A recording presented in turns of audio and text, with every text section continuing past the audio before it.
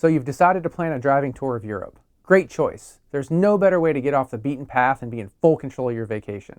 But now you have to figure out the whole car rental thing, and it can be a little overwhelming. So here's a few things you should know before you rent that car to make everything a little less stressful. So the first thing you have to do is pick a rental car company. Now this is actually a little difficult to do because you will find terrible stories about every rental car company in existence. My advice to you is to make sure you pick a rental car company that has a mostly positive rating and offers service where you want to go. Personally, I've had good experience using both Europcar and Sixt, so in the end, just pick a company that you're comfortable with.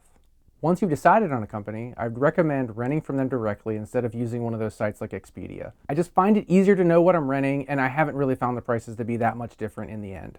I would, however, recommend using a shopping portal like Rakuten, because you can often find discounts anywhere from 10 to 15% sometimes.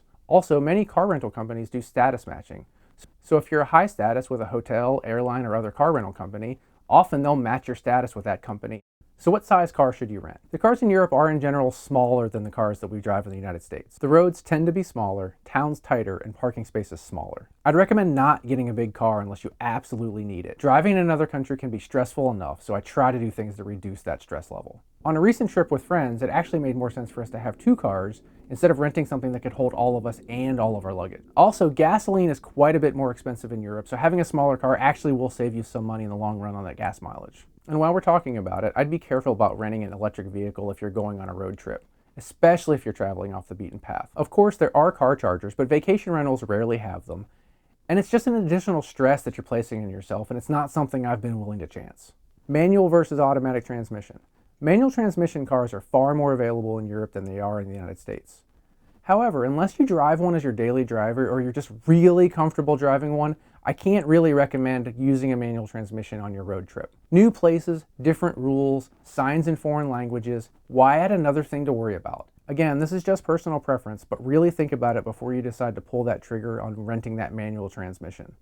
On a recent trip with friends, they considered renting a manual because they drive one all the time. I advised them against it, and they were very happy they listened to me because it just made everything a lot easier for them. GPS. If it fits in your budget, rent a car that has a factory installed GPS. This usually puts you in a mid-size, more luxury brand like a BMW or a Mercedes, but it saves a lot of stress and it gets you a nicer car. Even if you're planning on using an international cellular plan, coverage can be spotty, and we've had a lot of experiences where we would have been in trouble if we had not had the GPS in the car. Most rental companies will rent you a separate GPS unit for a daily fee, but that can push the price of the car almost to the point where you just pay the extra and get the normally factory installed GPS. Insurance. You're going to need some sort of insurance for your rental car. It is unlikely that your personal auto insurance will cover you for an international trip. In Europe at least, liability insurance is normally included, so you're covered for third-party injury or damage you do to somebody else's car. However, you are not automatically covered for damage to the car that you rent. Of course, you can just pay the insurance fee through the rental company,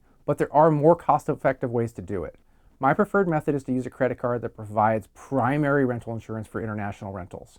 There are many that offer this, but I like the American Express Premium Car Rental Insurance. It's a separate benefit that you have to sign up for, but it provides for up to 42 days of coverage for around $25. The nice part about this option is that you don't have to have one of those high-end, high annual fee credit cards to be eligible for this insurance. Just make sure that it's a card that doesn't charge you a foreign transaction fee. There are other credit card options as well, like the Chase Sapphire card, but just make sure you read the fine print in whatever you choose. Some cards won't cover certain types of cars or rentals in certain countries. Another option is to purchase third-party insurance through a company like Allianz. They're a reliable insurance company and their fees are very reasonable compared to what the rental car company will charge you. And if there is damage to your car when you return it, contact your insurance provider immediately so they can tell you what you need to do. I would not wait until a bill shows up from the rental car company. Speaking of credit cards, make sure you have the credit card that you use to reserve your car with you when you go pick up your car. And when you make that reservation, make sure that that card isn't about to expire. I know this from experience, and it was a bit of a hassle, and I ended up having to put the rental car on a card that wasn't my preferred card. So just make sure that your card is going to be good for at least a couple of months after your rental date. Now, this may sound obvious, but double check the location of the rental company. Often companies have multiple locations in the same city depending on how you're arriving. So just make sure you don't accidentally book your rental at the train station when you're arriving at the airport. And to make your life easier, I'd really recommend not using a rental car company that you have to take a shuttle to get to your car. It's just another hassle, another potential delay, and it's really just another extra stress on your trip that you really don't need. Don't be afraid to drop off at a different airport. One of the great parts about doing a driving trip is that you don't have to leave from the place you arrived. In fact, I recommend doing this because it gives you a lot more options to explore. You will have to pay a fee for a one-way rental, but I haven't found this to be an unreasonable amount of money. Diesel fuel versus gasoline. In reality, it doesn't matter which one you get. Diesel is readily available at pretty much any gas station, and the prices aren't drastically different. Diesels do tend to get better gas mileage, however, so a diesel car may save you a little bit of money. The key is to make sure you know which type of gas you need to fill the car up with. So if you're unsure, ask at the rental desk. If you can't remember, try looking inside the gas door. Normally, inside the gas door, there's a little sticker that tells you what kind of fuel your car takes. And before you pull up to that pump, make sure you know which side you're supposed to fill up from. Again, it's all about reducing stress for yourself. Another note about diesels. On numerous trips where we've had diesel cars, we've had to fill up the diesel exhaust fluid tank.